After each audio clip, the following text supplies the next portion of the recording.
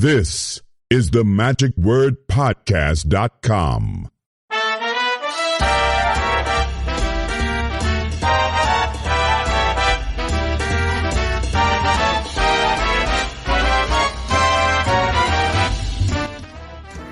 Good morning. We are now in day 3, the final day of the, actually 2.5-day convention. I really can't even say half day because the first day, Thursday, of course, when you saw the read and listened to the podcast from days 1 and 2, it was really kind of a partial day on Thursday, then most of the day Friday, but I didn't get to talk with anyone after the show last evening, after the Blackstone panel discussion and everything. We'll talk about that soon, but this has just been phenomenal. You did get to hear some comments from people who got to attend the Copperfield Museum, which was every registrant, and they got a personalized tour that was just a bucket list for everybody, and well worth the convention registration just for that. But without me going into all that detail, I got another good friend of ours, and I say ours meaning the magic world in general, Mr. Ron Anderson. Hey there, Ron. Well, good morning. It's a great convention. We're having a fabulous time here, and yesterday's trip to David Copperfield's museum was the most memorable event of magic in my life, and I was taken aback by so much of it. But I think a couple of the things, a lot of the fellas here today and the ladies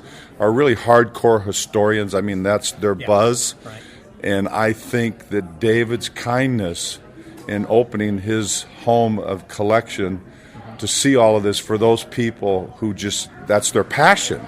Yeah. It was just a remarkable act of kindness on his part. And I know these fellas and ladies are going to walk away that have that historical heart, just besides himself, that they've seen the greatest magic collection that they'll ever see. Things that they read about as children, myself.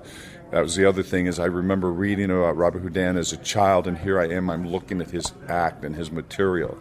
That was pretty profound to think of as a child. Here I'm in the twilight of my years, and I'm now seeing something that I only read about as a small child. Yeah. Another thing that impacted me was the magic shop, the reveal of tannins. And you know, I get a little emotional because magic was a life preserver for me as a child. And for many of us it might have been that, but for me especially so. And I won't go into my background, but it really just saved me. Well, I know you were with the Mystics, Long Beach Mystics as well. Long before the Long Beach Mystics, but the hooking into magic just revolutionized the direction I was going in my life. And I thought about the fact that thousands and thousands of young boys and girls walked through magic shops as a child. They got a trick for Christmas or Hanukkah or their birthday. They got a book out of the library.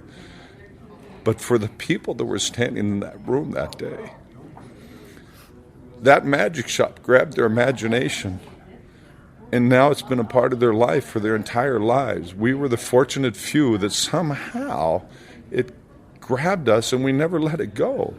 And we have these friendships and these gatherings and these moments, and now going to David's museum and seeing this, and when those lights came up on Tannen, you just had to think, how did we get rescued by this beautiful art? How did we get selected of all the children that were exposed to magic, that it got its hooks into us in a positive way, that it became part of our life? And here I am in the twilight of my years, and other people here today, and we're still in this love affair with this art of magic. And to experience that moment in David's collection, when those lights went up, it's just like a flood of emotion went over me, thinking back to my childhood and walking into that magic shop for the first time, not knowing why, but thankful that it got into my bloodstream and became part of my life. And that's pretty much all I have to say about it. But wow. Bringing tears to my eyes, too. It was very emotional, and I think everybody felt the same. And it was great because it was a personal thing of David's where he was showing the first trick he had purchased, and then he learned. And then, if you ever get a chance, I don't want to spoil too much of this, if you get a chance to see this and have this wonderful experience that Ron's talking about. But you're right, that was I assume, the biggest highlight, the thing that you saw? Absolutely. Yeah, the biggest highlight was when I walked around the corner and I saw the collection of Robert Houdin's props and equipment. Because he bought all that from Blau, France. They used to have a museum there. Yes. I've never seen it there, but for me to see that was, it just was very heavy. I had asked Chris about that because Chris Kenner was in that room, and when I saw the door or something, I said, well, isn't that actually in Blau? I thought in Blau, France. And he said, used to be, we bought it all. We bought the place. Wow, yes. All the contents. And now it's in the greatest collection of all times, and I could not think of a more wonderful owner of this collection that will preserve it, and he has the mindset and the love of magic and the financial capabilities to protect it for the next several generations. That's what I was going to say also, that this is something that will be preserved for the future beyond him, and heirs or whoever will take it on, who will leave enough money, I'm sure, to be cared for by future curators. Well, and you think about it, there's young people at this convention that got to see this, and there's going to be other young people that aren't at this convention that somewhere down the road, they're reading about Robert Houdin and Houdini and all the greats and Keller and Thurston and everybody. And somewhere down the road, it is possible now that they may walk into those rooms and see the stuff they read about as a kid. Right. So that's our hope. But Ron, right now we are actually creating memories. We are creating history as we speak, where there is another room that is missing. I'm sure he will eventually add, which will include people like Lance Burton and Matt King and Chris Angel and different magicians of our era. Of course, David Copperfield himself could have. Of course, it is his museum. You see a lot of stuff as you go through. But I'm just saying, of our modern day age, because it really went up through Di Vernon and Walter Blaney and Mr. Electric Marvin Roy and Norm Nielsen, and that's kind of where it stopped as far as current. But there are others who have gone on in this generation and into the future, so I'm sure that's going to be added somewhere. Well, and to your point, as you go through that museum, you see that every generation had their stars of magic. Right. And our generation is not going to be an exception to that, just in the names that you mentioned, and there'll be generations down the road that we don't even know, they're not even born yet, that'll be the greats of their time, and have a moment to where maybe their artifacts will also be in this continued museum for decades and decades and decades to come. I mean, let's face it, you have things in there over 200 years old. Why not another 100 years? That's right. You got it right. Ron, thanks very much. So glad you shared your experience and your personal thoughts and everything on that. That's You're great. welcome. So for the Magic Word Podcast, that was Ron Anderson. This is Scotty out.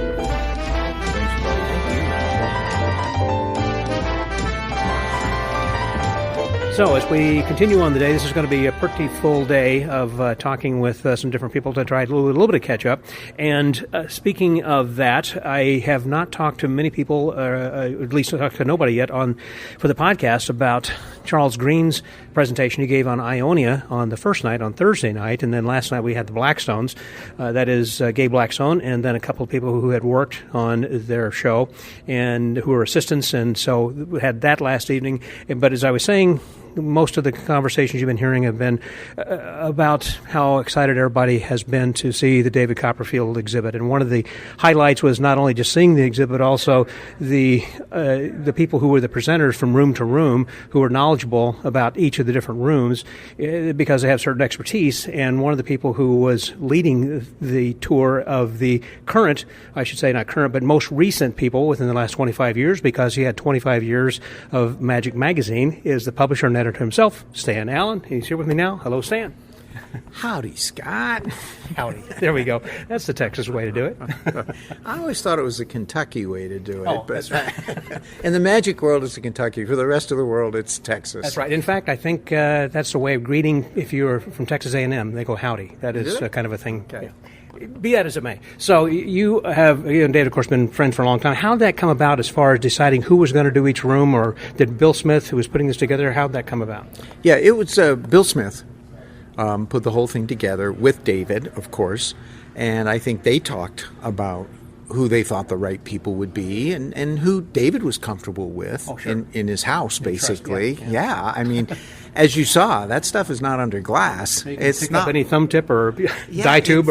It's not locked away. I mean, it's very accessible. And so there were concerns about all of that, and they wanted to find the right people for the right rooms.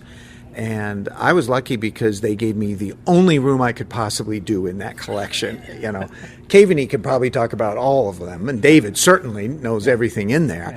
But I thought they really did the right people. I mean, David has such a passion for tannins, and so he was in that room. And that's a perfect way to open it, since it's his place. It's like, welcome to my place, and come on in, and then, yeah. It was fantastic. And Jim Rollins knows more about magic props and, oh man, than anybody.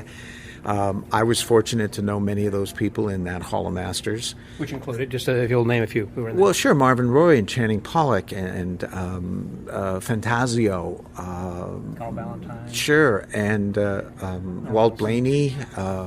Just Doug Henning. Norman Elson. Ricciardi. Was Norman there? He's not represented in there. I don't think so yet. So maybe that's coming. Yeah. And some people, I never met Ricciardi, but I saw him work. I know you have a poster prominent in your office of Ricciardi's. Yes. He was one of your favorites. Even though you never saw him. I saw him once. I saw him on It's Magic, and I thought he was fantastic. He was. He was arguably the greatest magician in the world at that moment. And he influenced so many people. David will tell you, he just inspired me, to do something fantastic. And Siegfried talked about, Ricciardi's influence and stuff. That's the beautiful part of that room, is that, God, those people, they talk about we're standing on their shoulders, but they inspired us. We used to go see Marvin Roy work, and we got excited and went home and worked on your act. Come on. Yeah. So then, right after me, Mike Haveney took us back to the, these grand Dante and Blackstone and Thurston and stuff. And then upstairs, Gabe Fahuri, his knowledge of Houdini is unbelievable. Chris Kenner on Robert Houdin and Charles Green on posters. And Will Bradshaw. Will Bradshaw about the collection, because he works there as part of a curator of the collection. And wow, that's some pretty good knowledge in that room. In fact, David's a smart guy. He sent people around to record everybody. That was good. So David didn't have to do all the heavy lifting. He was kind of giving it to everybody else. He didn't have to do the heavy lifting, but all of us, we kind of took the tour with David to find out, because David certainly knows, everything in there. So I was guessing after the thing was over, because it was hard for all of you guys. Number one, because you had to be on time. You could not be 10 seconds late or whatever. You had to keep moving. Well, I know you. Yeah. Jim Rollins will tell you, I missed 2 or 3 of my deadlines, But I kept thinking, is he going shorter? It's shorter? Because, he hands, we'll hand him off to Stan. Hello, Stan. Yeah. We'll hand him off to Stan. I'm sorry, I was in the back. I don't know where I was or something. Did you guys all get together afterwards to kind of unwind or have dinner together and just kind of talk about how the day went? Did, yeah. Everybody, What was your general opinion of the people who were behind the scenes? Oh, well, the people behind the scenes, I think we had more fun. Then, I don't know. I'm sure it was great for people to go through it. Yeah. Well, you didn't have time for questions either, We didn't have time for questions. We were on a strict minutes. In my room, it was 14 minutes. Other rooms, it might have been 8 or 9. Some were a few more. Yeah. Because you can't do that. You can't take 200 people, put them through a place in 5 or 6 hours without a strict schedule. Yeah. And so it was run very, very well. And Bill can tell you more about how that all came to be. Yeah. Again, kind of going back, just for those who are getting caught up with this on Thursday night, were you here for the Thursday night presentations? Yes. Because Thursday, I remember David Sandy had done one of Andre Cole's, what was it called, helicopter glass, I believe? Helicopter cups. Yeah. Which was the only trick, I guess, that was presented. But to open, David Charvet was talking about, was it Charles Conlon, who was Alexander? Oh, gosh. See, this is why I wasn't in that room. Okay. I've read all of that stuff, but, spraying here or something. But he was he was reading his diary from Alaska when the guy who became Alexander, I believe it was Charles Conlon, was going up looking for gold. Interesting. So, and then also we had, I think before that, we had Paul Stone, who talked about Siegfried and Roy and Johnny Thompson, and Norm Nielsen says we are in Las Vegas, and they typify and icons in Las Vegas. Chatted a bit about them and showed some videos from the Palladium. And then that night, Mike Caveney talked about the collection. That's right. How it came to be, and how David... How it came to be, and how it's been augmented a little bit since, to give a little background. I thought it was interesting when Mike was apparently talking with David and said, you ought to buy the Mulholland collection. Can you tell that story? Well, Mike talks about he didn't go there that night to tell David to tell him to buy the Mulholland, but it popped into his head and he threw it out, and David didn't say, no, go away, Yeah. anything. He said, why? Now Mike said, I'm thinking on my feet, all the reasons why, and keep it together, keep it in America, and it would be a tax deduction for you. And I don't know which one of those at first hit David, because David was not a collector. Mm-hmm. David will tell you, he didn't spend a time looking back. They looked at principles and stuff like that, but David's looking to the future. He's always, you try to interview David about something he did 10 years ago, good luck. Yeah. He's talking about now. He's talking about the future. He does move forward a lot. He does move forward each year, when you look at his posters, for example, his hairstyle, his tailoring, and his dress is all of the age, whatever it happens to be. Well, he's in a way reinvented himself, not just look Every and everything, decade. but his style of magic has been reinvented over the years. Yeah. And he talks about he's always searching for the next voice and what he's doing. So, but anyway, that was fun to see, to understand the collection a little bit more, and for Mike Caveney that night.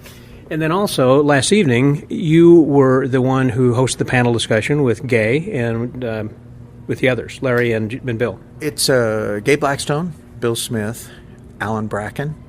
Bill and Alan were longtime magic illusion assistants on the show. But more than that, I mean, they were responsible. Bill was responsible for those illusions and repair on them and setting them up and making sure they all functioned right. And then Alan later took that job.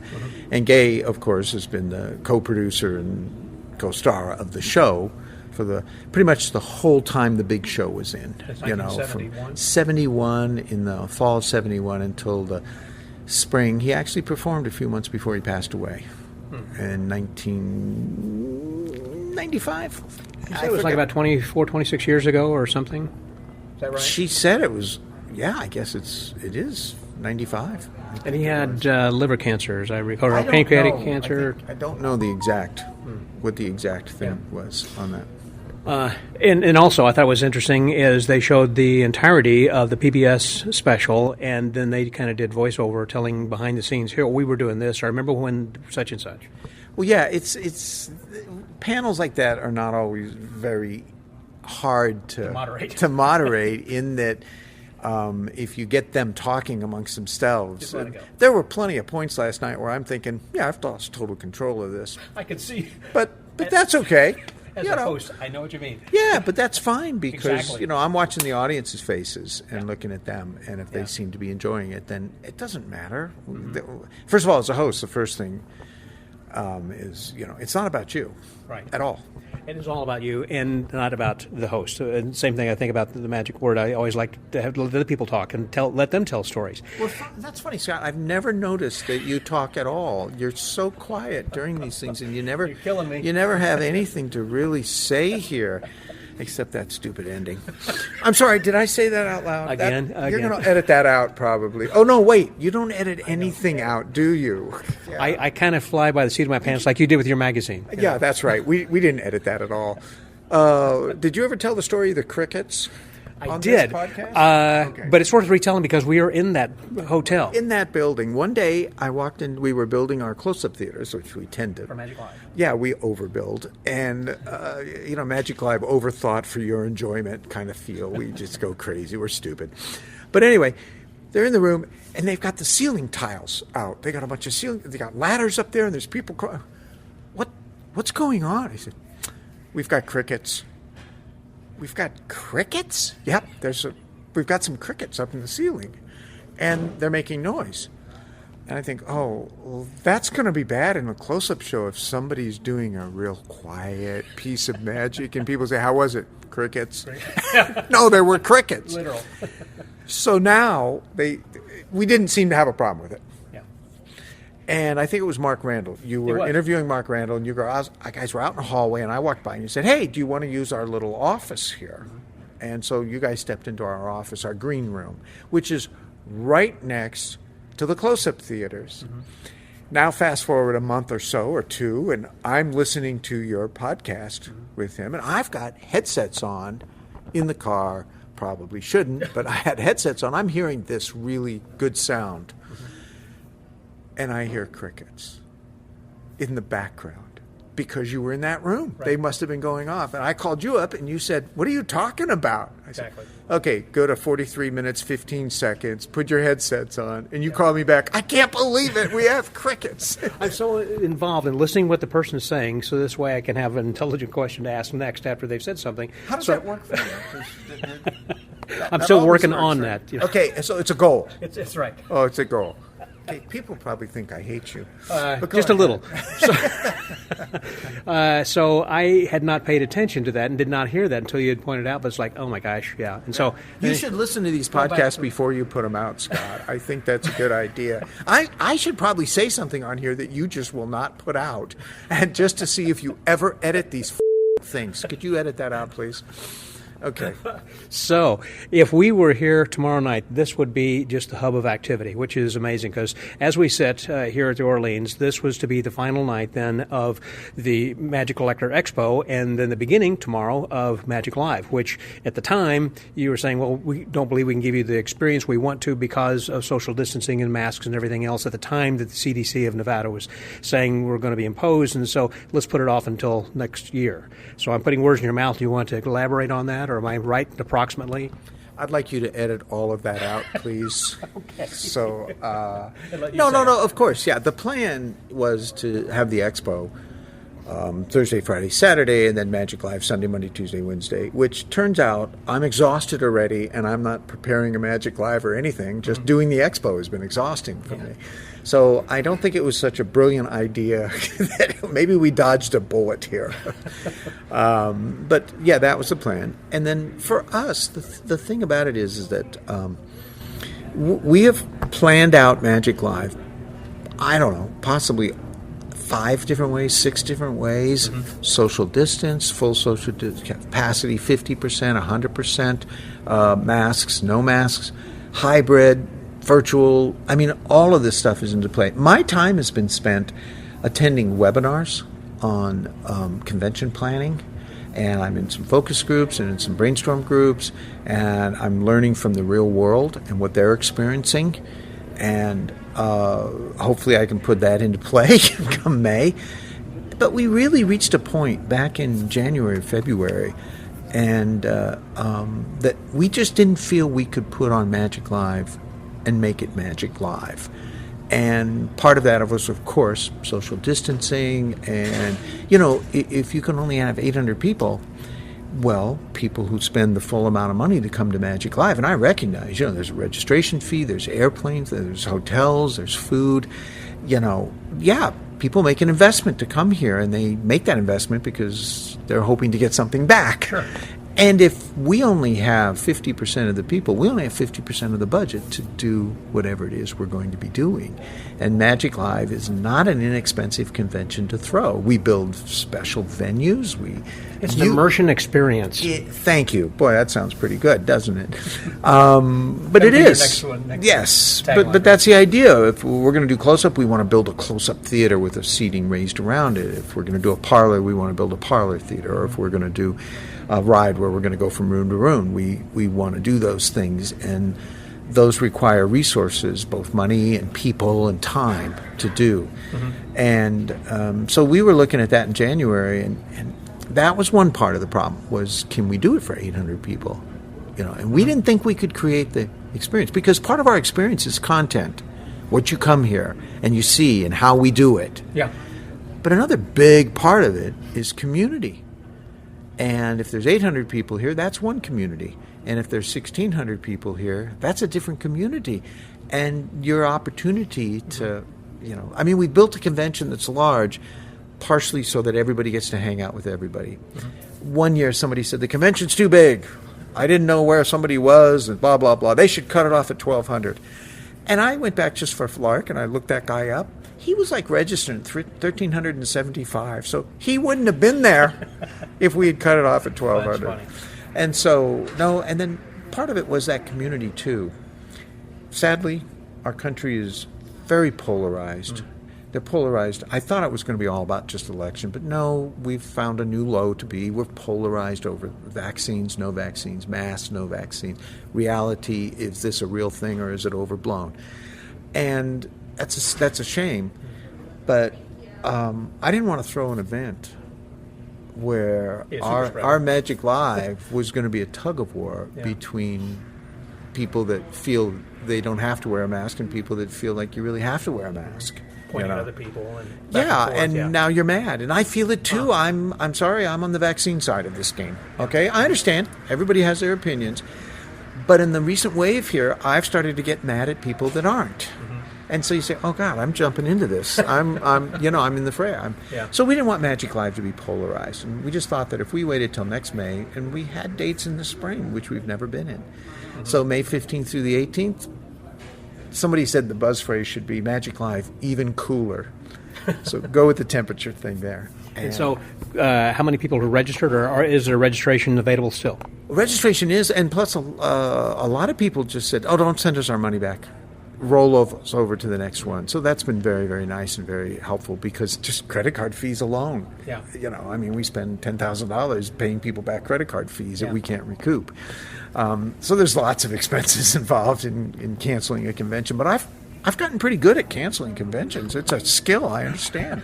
So, somebody wants out there is thinking about canceling the convention. Call Stan for advice. I've got tips. I'm going to do a lecture. We're going to have notes, PowerPoints, things. It's going to be great. I know some people who specialize in bankruptcy for companies. They'll come in and kind of walk them through bankruptcy, and you can walk people through cancellations of conventions. I've got you covered.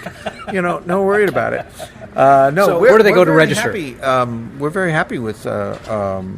Right now, I think we're sitting at 83% or something like that sold, and we're still 8 or 9 months away. So, right at the moment, people are, we're a little flat right now, of course, because people are like not thinking about, do I want to commit to something? That far out? Yeah. Do I want to book an airline that's going to cancel me? Or I mean, it's just look. We're in this. Somebody said it, a circus of uncertainties.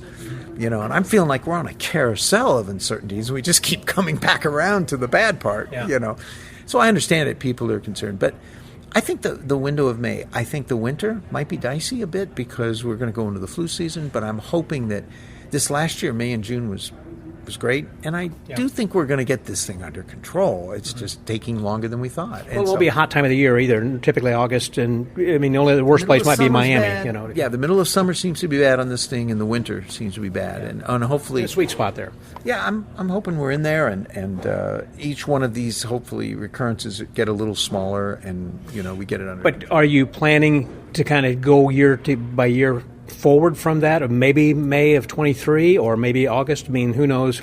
No, May 2023 is a one-off in May. Okay. Yeah, that's our plan. 24. I'm sorry, 22 is in May, 23 is in August. Okay, that's what I wanted to know. We're back. Yeah. Okay, we're back, man. That's why they call you Mr. August. Yeah, I guess. But yeah, so that's our plan. Okay. Yeah, and magicconvention.com. There's the commercial. That's where I want to know where to go so they can register. Yeah, okay. Magicconvention.com, and we have payment plans, and we have everything. Small unmarked bills given to my registrar, Katie. If you want to talk more, you're going to be advertising over here. I'm going to ask for your sponsorship. Oh, now you pay attention. I see how this Only works. to a certain point. Yeah, I get it. Okay, well, I appreciate it. Thank you for the plug. And thank you very much for also sharing your thoughts on the Collectors Expo over here. It's been a lot of fun. And I'm glad that you were participating in that, and you and Bill have been buddies, I know, for a long time. And he called on a lot of his friends like Mike Cavey and everybody else, who are coming in and helping, David Sandy, et cetera. So, yeah, last night he made a statement. I heard him talking as I was walking by. He was telling people, "Oh man, I have all these amazing friends," and I just walked by and said, "Had amazing friends. They're gone now. Yeah. Well, that's what I wondered about Magic Live. Boy, we could get into another subject on this about you've called in so many favors for people to come and help you and perform at Magic Live, and it's like after a period, but people just love to help friends. It's not really calling in favors. People like to help friends. Friends like to help friends. My feeling in the magic community, yes. I grew up in a magic club where if you wanted to do something, you got your friends to help you. Right. If you couldn't get any friends to help you, well, maybe you shouldn't be doing it.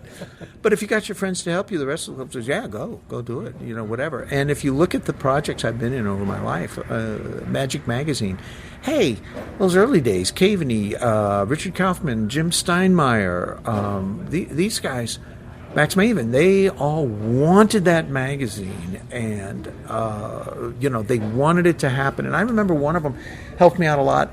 I'm not going to use a name, but helped me out a lot, and then sent me an ad with a check with it.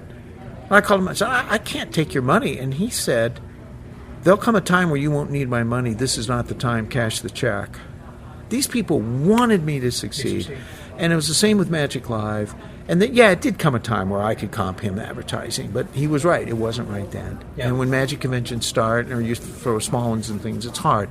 Get to Magic Live, we can pay for things. We do have some budget, knock on wood, we have that. But Walt Disney said something about keeping his park clean. He said that if we keep our park spotless, our guests will help us. If we let it get dirty, they will also help us do that. And I find in the Magic community, when you're trying to do something better, and you're trying to do it, people want to help. Everybody jumped in yesterday. We had extra people to help on security and stuff that they bought registrations to be here. No, I want to help. I'm happy to help. Yeah. Our Magic community is very giving. And when you're doing something and trying to do it right, people want to be involved. Yeah. Yeah. Great. Stan, thanks for your time. Appreciate that. Okay. May have to edit this because you went on way too long. I mean, just like when you were going through the museum, you spent too much time here. I've got other people to talk to besides you, I'm sure that you can pay somebody else to talk to you. I've got a small budget. Well, you got my advertising money now, I right. guess. That's right. I understand the big what bucks. happened. Yeah. That's right. You got all $5.50 of that, so go for it, man. So for the Magic Live podcast, that was Stan Allen. This is Scotty out. Oh, God! Sorry, I just caught a tongue.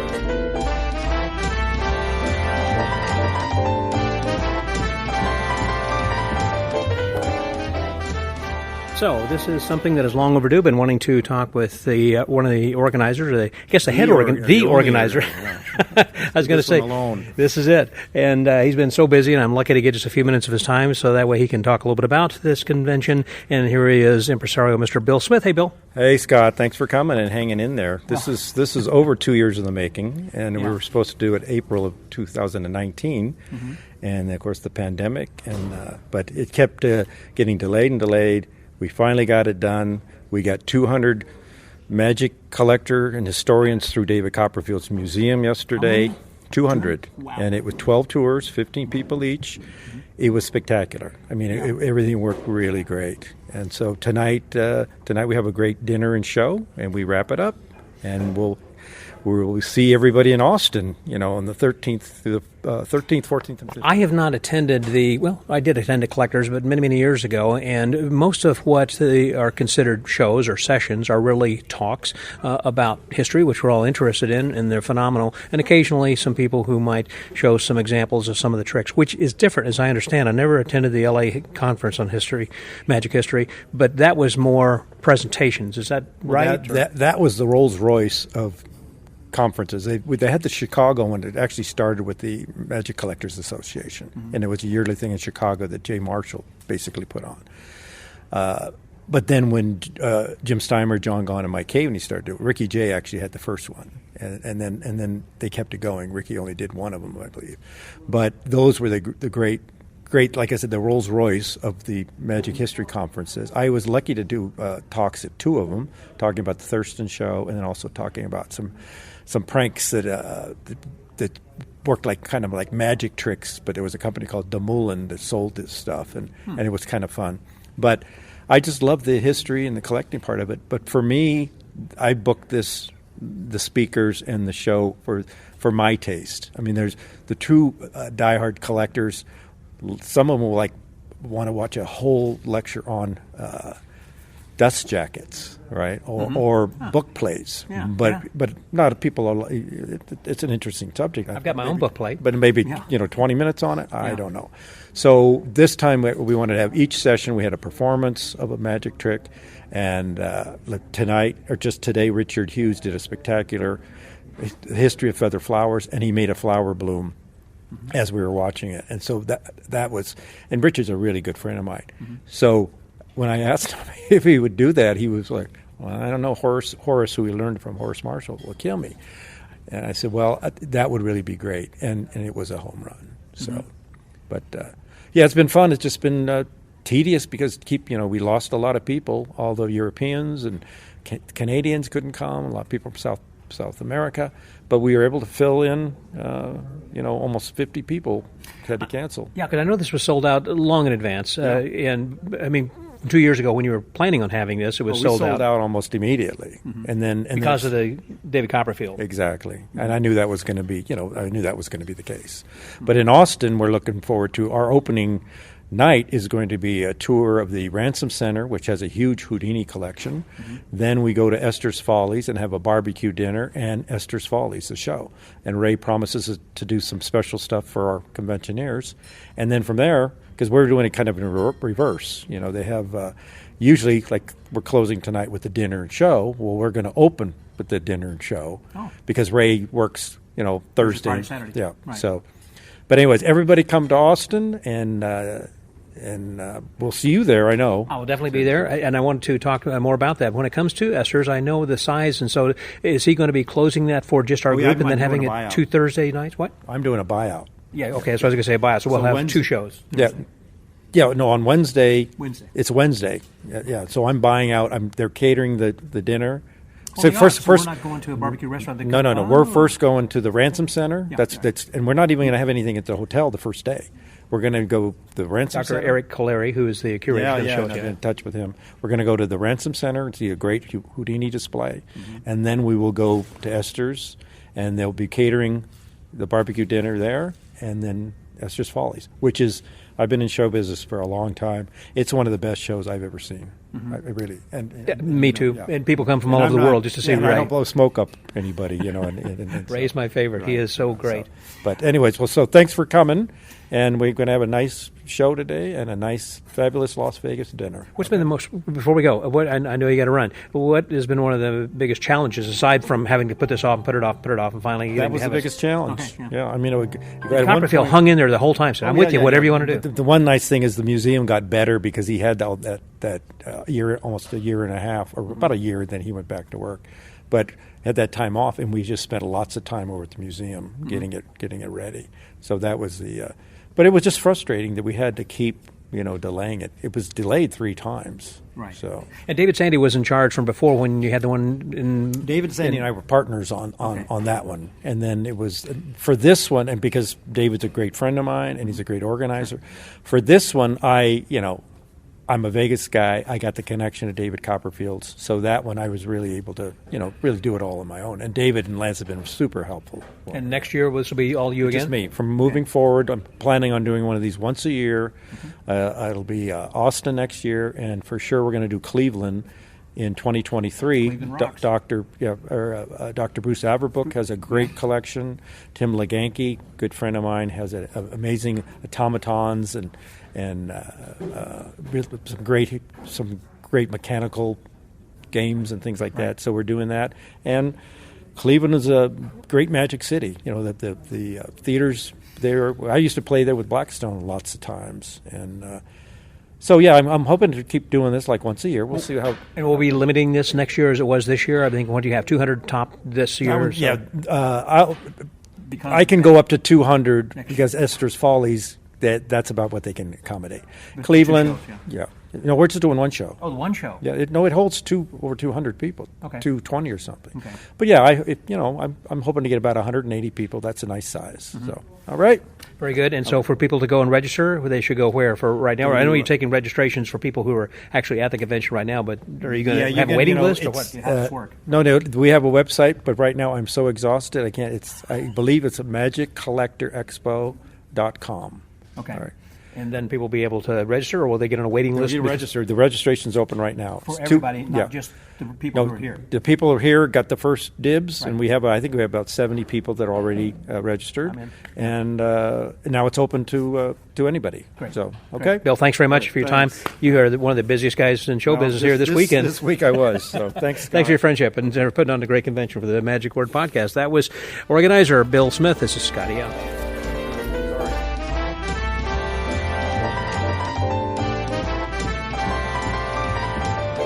So we are kind of wrapping up the day and wrapping up the convention. We are now at cocktail hour. We've had an afternoon session or two, and we're going to talk about that, but also going to be talking with good friend of mine and perhaps of yours, as someone who's going to actually be one of the stars of the Texas Association of Magicians coming up, and I'll probably talk with him again in a couple of weeks.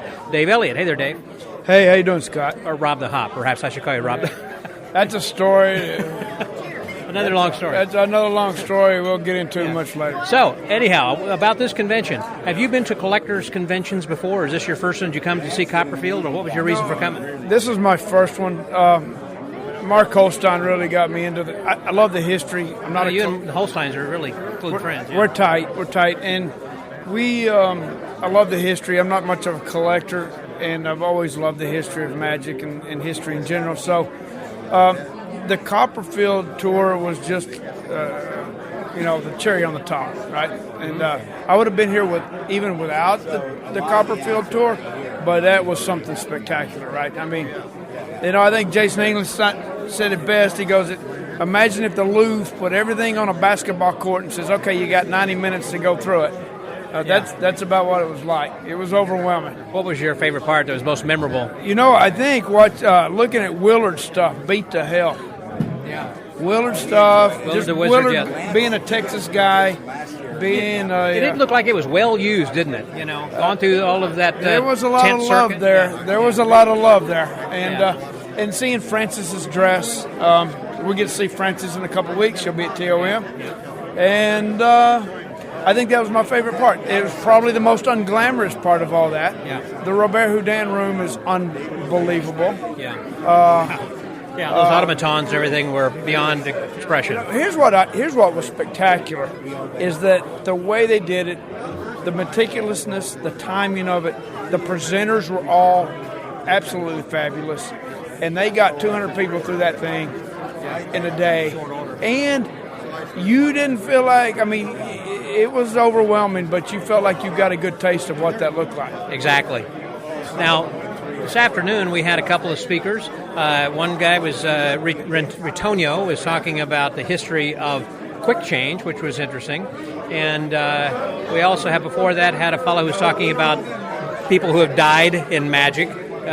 Bill Schwartz, I believe it was. So what that tells me is there's a lot of knuckleheads in magic. Yeah. And number stupid one, stuff. And number two, I used to want to do the bullet catch, and A, it doesn't fit my character, and B, you'll never see me do the bullet catch after today. So. After today, that's true. Or buried alive, or any of those things for people. Yeah. That buried alive story. Or cars rushing after you while you're manacled. Yeah. I'm done. I'll stick to cheating at cards and doing 3-shell game, and raising turtles. I think one of the highlights, you guys have got to see David's act with turtles. Anyhow, I also thought one of the highlights was the talk then by Lance Rich, in which he talked about the history of magic and magicians in Las Vegas. And at the end, he was saying, and the first person was a woman, I'd forgotten her name, somebody gay. I think that was Gloria Day, or what was her name? But other than the tour, Gloria? Can't remember her name, but she... I don't remember. I think it was like Gloria DEA Day. But she's 92, and he had her on the phone. 99 years old. And Unbelievable. Yeah. Unbelievable. Lance does such a great job. He does. He is a good presenter. That guy's going someplace. I think in the future he's going to be a big star in magic. Man, you talk about poised and just class. He's got the looks, too, right? He does have good looks, and he's got good stage presence. We can hate him for the good looks. He's got hair going through.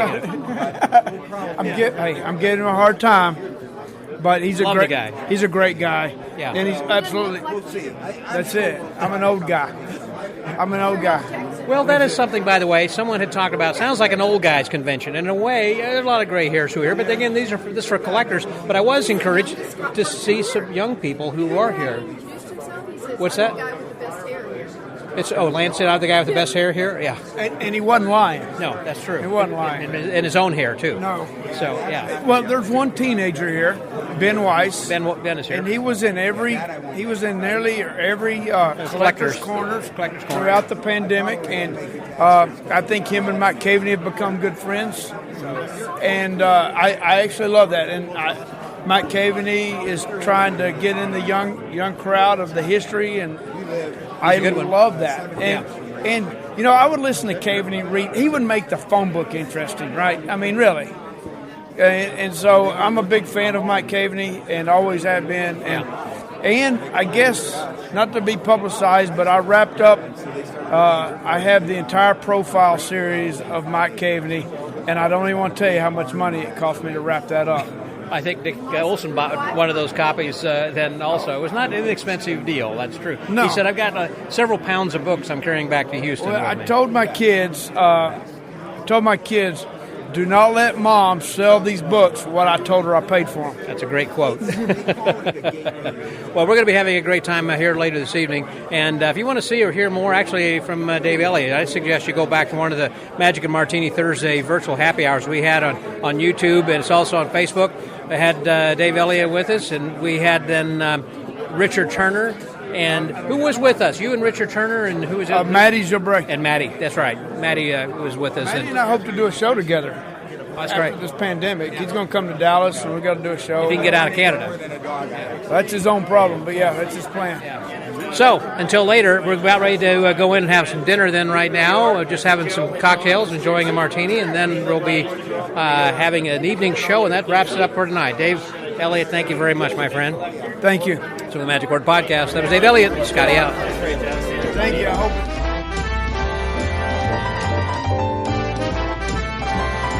So we've just completed the evening show, and the gala is over.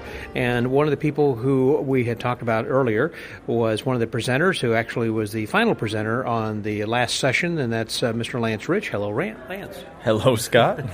Good to see you. And I want to say again, that was just a fantastic way of kind of wrapping up things. We began with Paul Stone with the first session talking about Siegfried and Roy and Lance talking about Las Vegas, and you finished up talking about old Las Vegas and how people kind of got started out. That was quite a lot of research you must have done to learn all of that. How long did that take? Well, it was an incredible amount of research. Yeah. I kept getting an extended deadline because, the convention kept getting postponed and postponed. But as with, a lot of college projects and high school projects, you kind of procrastinate the term paper until it's due. So I would say in that time, though, I just continue to research, including adding facts and adding details and adding to my presentation. I've added several things to my presentation, photos and stuff to my presentation since we've been here. I bought something in the dealer room. What'd you get? Well, in 1970, Siegfried and Roy came to the Stardust. To the Stardust. They arrived in Las Vegas in '67 at the Tropicana. Right. Their second engagement was at the Stardust in '70, and I didn't have a visual for that. I thought they were at the MGM with the Hallelujah Hollywood. That was after the first Stardust engagement. Oh, okay. Yeah. So in 1970 they were just an act at the Stardust, or in the Lido at the Stardust. Same with the Tropicana. But anyway, the point is, I didn't have a visual for it, and first day I bought all these programs from Mike Caveney. There was one from the Flamingo and one from whatever. But anyway, I got the Stardust with Siegfried and Roy then. So I threw that into the talk. Right up to the last minute. You're still I threw just that like into the talk, just like in school as you're talking about it, the last minute. Yeah, absolutely, yeah. So and so it just keeps adding to it. But I really like the way you built up the presentation and talking about, but who really was the first person first magician to perform in Las Vegas? Well, we'll get to that later. So it's kind of like, but who is it, And then the ending of that, anyhow, because people are not going to be able to see this or this except for here, so you can kind of talk about that. Well, so I don't know what other people have said, but I'll say, who was the first person to play in Las Vegas? It's kind of a multifaceted question because you say, is it the first ever? Las Vegas is a relatively young city. Is it the first casino person? And that's kind of what we think of when we think the first person to work Las Vegas. We kind of associate that with that casino, that casino hotel thing. And a lot of people have made some sort of claim of being the first. And so through all of this research, and I've had some tremendous help from a lot of people who have helped me. Bill Mullins is a great research friend, and Max Maven connected me with him and stuff. But the point is, you look at all of these dates and all of these names, and I believe it is this person who I presented today, and her name is Gloria Day, and DEA, yeah, Gloria Day, and she was 18 when she performed in Las Vegas at the El Rancho. The brand new El Rancho had been open for about a month in 1941. Yeah. So before the war. Yeah, before Pearl Harbor, we should say. You're right. Yeah. Yeah, because it was December 7th of 41. Yeah, and this was in January or February. So that I believe it's her. And at the very least, I mean, it's the first strip hotel. You could say she's the first person on the strip. But I don't have any record of somebody working a hotel casino type property, working in a review show like this. And that's what she did. She worked in a review show. And what a tremendous career she had. You know, she's not a name that we know. No. She was just this working professional. You know, she did what she had to do. If it's movies, if it's dancing, if it's magic, I kind of got those out of order because she really started in magic and moved to some of these other things, some of these great B movies, the Ed Wood movie, Plan 9 from Outer Space, cult classic, called one of the worst films of all time, but she has a credit there, and just an amazing line, and the fact that, I mean, it really is like an amazing thing where I'm a pacer, you know, like I get excited and I get like, oh my god. So I realize it's her, and then, you know, I'm poking around, continuing to do the research, and I realize she is alive, and it is just I can't like focus, you know, and then the day that I get to talk to her, you know, it's just a really extraordinary and really exciting opportunity. And she's how old? She will be 99 on Wednesday. So she's 98 right now. She'll be 99 on Wednesday. And she lives where? She lives in Las Vegas. Wow. So have you actually gone over to visit with her personally? We have not. Is that like in the cards next day or two? Well, there are a couple of extenuating circumstances why we're not able to. But I would love to. I'd love to, but you have been in contact with her over the phone. Yeah, and so and this might be what you're getting to. She listened today to the whole presentation. And it was cool. You know, I showed this picture of her on her 98th birthday, so, you know, about a year ago, and she looks great, phenomenal, yeah. And it got some applause and some oohs and some ahs about, you know, how phenomenal she looks. But, you know, the fact that she was on the phone. I mean, it was just an exciting moment. And so as soon as the talk is over. And it was very well received. And I went off stage and picked up my phone, and I said, "Could you, you know, Gloria, you're there?" And I said, "Could you hear that?" And she said, "Yes, I heard every word." And she's so sharp and alert. She's not like Adele. Yeah, she is like Adele. And she said, "I heard every word, and it's so flattering, and it means so much. Thank you so much. I'm so happy that people." Remember, you know, I'm so happy to be remembered, and I mean, isn't that what we all isn't that what we'd all like? And it's just super exciting. It's just super exciting. You know. So that was really great. I mean, trying to bring the whole thing together again, the way the convention began with Las Vegas, with Siegfried and Roy, who were the icons who kind of made Vegas magic in Vegas, and then finishing up with a person who was the first person with that. Yeah. And then this evening we just had a great show that was hosted then by Mac King, and of course doing a lot of things from his regular show. And you want to talk about that a little bit? Oh yeah, it was a fun show. I was backstage for the beginning of it. Ritonio and Natalie performed. Ritonio did a quick change. The history of quick change as a talk earlier today, and so Ritonio and Natalie did some things, and they have some really innovative stuff. Who was next? Les Arnold, I think. Les Arnold talked about some things from the Great Leon. Yeah, Mac did a set. Les Arnold was next. No, talked about Marvin Roy's Nest of Boxes, and just kind of showed those off. And then David Sandy and I did the Leon Pillory, which hadn't been seen since. Since the last time we did it, but no, it really hasn't been seen. We did do it a week at the castle, but it isn't seen a whole lot, and it really is a baffling trick.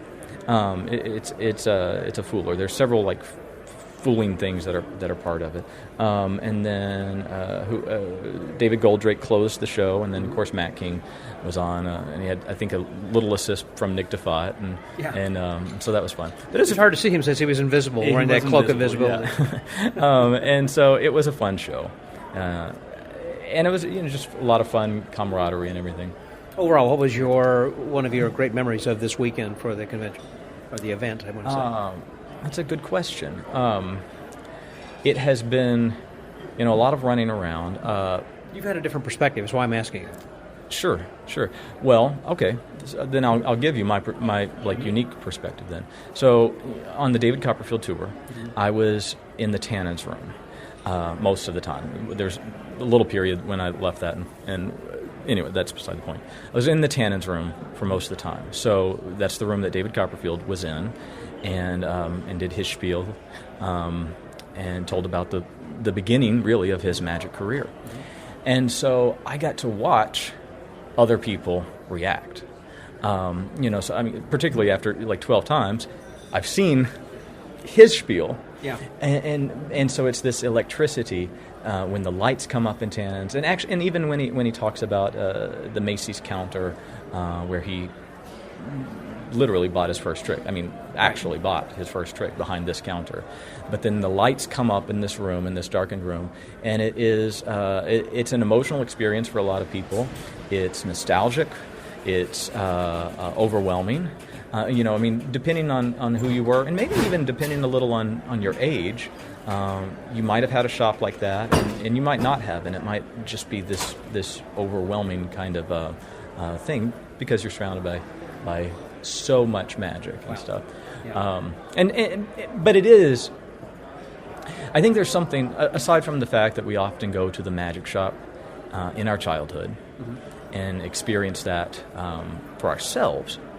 I think there's something to the fact that all of those boxes that are there, they're the colorful boxes, and they're the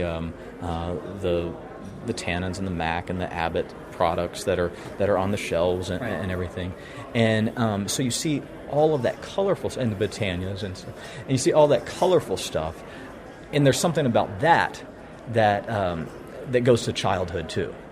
And so it just feels like that sort of childhood wonderment kind of thing, And of course, and there's it's a show. There's a music cue, and it was like watching television. It was a good production. Yeah, exactly. Yeah. Exactly. Well, so your perspective was a little bit different. You saw it. Yeah, so I got to stand there in the shadows to see that emotion of people. Yeah, and to watch other people. Was it one group or another, or someone that kind of stands out? It's like, wow, that guy got it. Oh yeah. I mean, we were all wearing masks, so which is too bad from that one. You can't completely see the face in that from that standpoint, that aha moment. But even still, you're seeing eyes, you're seeing tears. You see like a little spontaneous applause when something happens. You still are seeing like hands to the mouth. I mean, we do stuff. I put a straw to my mask the other day, but you still saw like hands to the mouth, like kind of like. Oh my gosh, it's just this overwhelming thing. Yeah. So seeing it from that perspective is pretty incredible. That's great. Pretty incredible. We've done a great job, with this. And that I wanted to bring in David Sandy. David, you kind of, as he walked over here just a minute ago, that I want to say, I want to just ask you real quickly. You had a little bit to do with this by being kind of an MC on one of the shows and everything. So, and performing as well. What was your perspective of this whole weekend? Well, I think it was a great weekend, and I think everybody who attended, including Lance and myself, we're very, very lucky to have the opportunity to experience the fellowship of other people who are passionate about the history of magic and our art and the collectible artifacts within our common interest. We had the ultimate opportunity to see the undisputable greatest collection of magic in the entire world, and and as Lance mentioned, the first part of the tour, you were up close and personal with the greatest magician who ever lived, the most successful magician. And we saw people got to stand in front of the counter, where he bought his first magic trick, the very counter. And so there was such great what's that? Nostalgia. There's nostalgia. It's just heartwarming stories. It was emotional for people, and it was literally overwhelming. That's the most common word I've heard from people, since after the David Copperfield Museum tour, that it's just overwhelming. It's more than the mind can conceive. Can I say on the nostalgia factor, I guess, and this isn't officially part of the tour, but when you entered, and there was sort of a holding area there in the warehouse. Right. And which is not, it is a warehouse, but then it has sort of museum-like feeling. The death saw is there displayed as though it's a museum piece. And so for me, as this like Copperfield kid of the 90s, this fan. When I was 17, I got all of the specials. Somebody that I met on a magic forum sent me on VHS all from 1978, all these David Copperfield specials. And so I would get home from school, and I'd run to my VCR until, I was forced to go to bed. And, so for a week, I binged, before binge was a term, binge-watched all of the Copperfield specials. And then, for the weeks after that, would do it again. So, I am a Copperfield fan. So that is nostalgic for me. And that's not, again, it's not even official part of the tour. Yeah. But when you walk in and you see, there's the death saw, and there's the elevator, and there's the table of death, and there's all of this stuff, and there's even that mystery component of, I wonder what's in that box. I wonder what's in that. And that's a great part. That's a very good point. That's a great part of the experience for me too. Before I wrap up, one thing I do want to, again, congratulate you guys very much for what you had provided to the magic community in general, all over the world, and your recognition from winning the Slate Award for having the collectors each Sunday. How did you decide, or why did you decide to start doing that? Anybody? Well, David's idea. You want to take? Well, we've been passionate about collecting, and we love the collectors' conferences and the conventions and things like that. And it was a time when we'd even talked about doing it prior to the pandemic, and the pandemic seemed to be a natural time, to kick it off. Now, when we started it, we had talked about doing like YouTube videos or something like that. This was before we even knew what Zoom was, Right. And so, when the pandemic hit, it just seemed to be like the natural time to do it. And, we'd talk about the various vehicles in which to do it. And I was more passionate about the idea of doing it where people could interact and share things from their own collections. Right. Yeah, I will say I was wrong here, because I said let's do it on StreamYard or something like that, because the production value is better. I love StreamYard. Yeah, that's what Magico Martinez, right? So I said the production value is better. You can bring in graphics, and now you can on Zoom, and you can make it look a little fancier. We never really have. We've always been relatively low tech. But I said, let's do it on StreamYard or something a little nicer. And he said, no, let's do Zoom, because you keep more people. You have a community. Yeah. Where really, if it's on StreamYard and with the collector stuff, if somebody has something to they can't show it. They limited can't 10 show people. Yeah. Correct. So it was something we thought we would do for 3 or 4 weeks, and people say, well, gosh, I bet that was a lot of work. And yes, in hindsight, it was a lot of work. Sure. But you're both in different rooms of the house and all. Yeah, well, we had to. So we wouldn't have feedback. So we had what we jokingly referred to as like Studio A and Studio B, which happened to be like, bedroom. Yeah. But everybody had a studio in the bedroom, right? But it was something that we enjoyed, and we learned as much, as most of the people who are watching. So, it was just as rewarding for us as it was, and we appreciate all the compliments and the pats on the back. But you kept the the magic world together, I think, during a difficult time.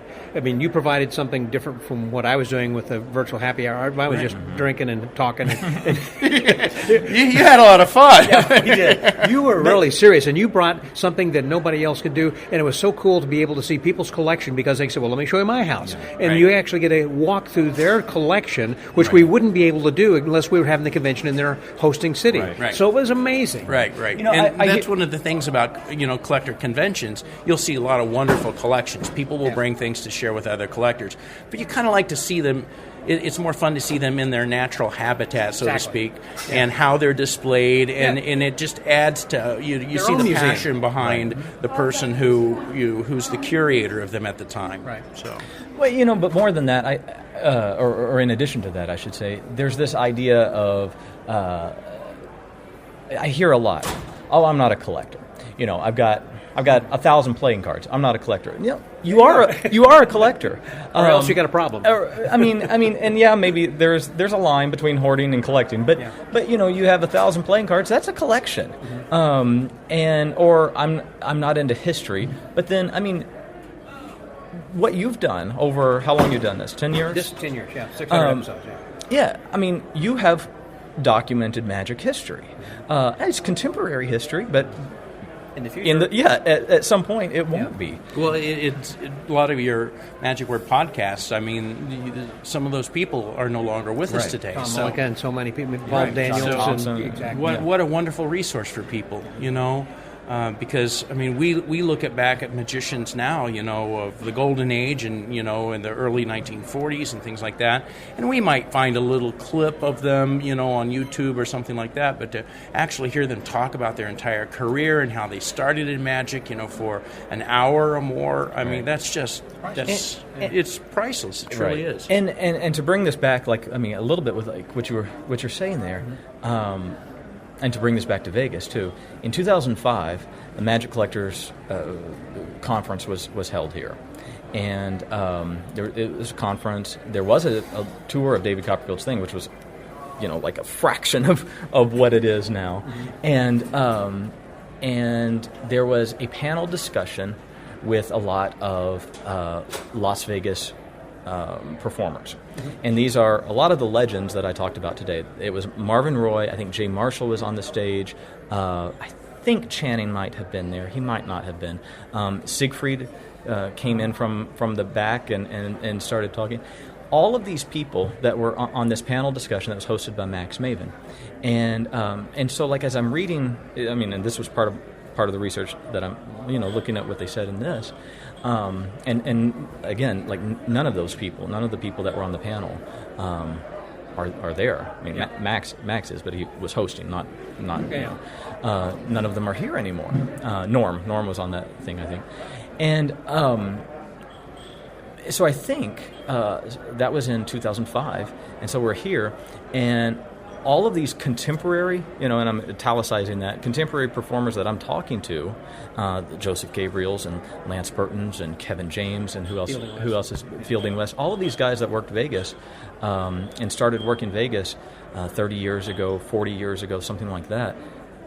We are at the same distance right now to that 90s Renaissance. As we were in 2005. As 2005 was to So it's just anyway. So my point is, those contemporary stories that you hear now, that is a part of and I mean, that is a part of magic history that I love. I love the 80s and the 90s and stuff that I am nostalgic for. I think that's a big reason why Doug Henning is so popular right now, because we're collecting him, and we're loving Doug, and we're loving learning more about Doug, and we've got Doug books, and we've got Chip Romero, and we've got and but he's nostalgic for people. People that are David's age, grew up watching him on TV and stuff. So to close, are you about to close? I'm about to close. Well, I want to ask you a question. What is your highlight or My highlight. maybe a couple of highlights for you from this weekend. Well, without being a sycophant, I have to say I really enjoyed your presentation. I mean, I've been telling the people this even if you weren't here. I mean, I really liked your presentation. I liked the way it was structured. I liked the information you presented, the flow of the way that it went, bringing it up to something that you said, and I just discovered this last week, da-da-da-da-da. So it was very relevant, I thought.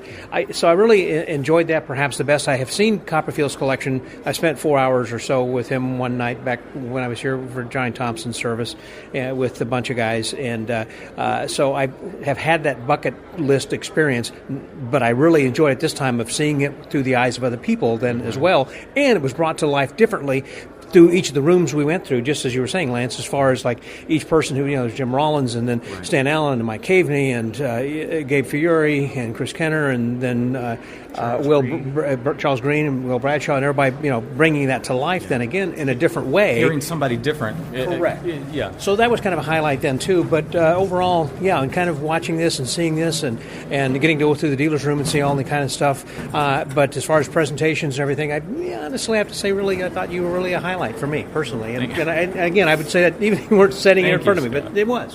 And you can't see that I'm paying him right now. So. But thank you guys again very much for doing the Collector's Corner. It meant so much to so many people, and I appreciate it. And I thank you very much for your time and your words and your friendship. It means so much to me, and we've been friends for a long time and looking forward to that eternally. So, thank you, Scott. So for the Magic Word Podcast, Scott. that was Lance Rich and David Sandy. And that's going to be a wrap, I think, for... That was a podcast right there. That was right there. That's a wrap for the convention here this year. And so next year we'll see you in Austin, Texas, so be sure to register for that. And where's that? MagicCollectorExpo.com, I believe it is. That's MagicCollectorExpo.com. Yeah, it's not collectors, it's not S, it's a collector, singular, expo.com. And register next year. You're going to enjoy it. You're going to get a chance to see my favorite magician, Ray Anderson, at Esther's Follies, and it's going to be awesome. Till then, that was David Sandy, Lance Rich. This is Scotty out.